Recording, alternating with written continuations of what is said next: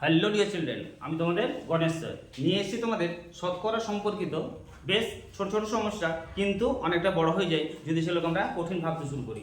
আমাদের কি দেওয়া আছে একটু দেখে নিই। কোন সংখ্যাকে 20% বাড়িয়ে দিলে তা 108 হয়, মূল সংখ্যাটি কত? ডেটা আমাদের কি আছে বেটা?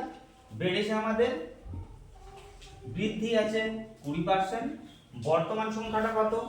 বর্তমান সংখ্যা আমাদের 108, তাহলে আমাদের পূর্বের সংখ্যা কত? পূর্বের সংখ্যাটা আমাদের কত এটা যদি আমাদের বার করতে দিই, আমরা ছোট্ট একটা ট্রিক অ্যাপ্লাই করব।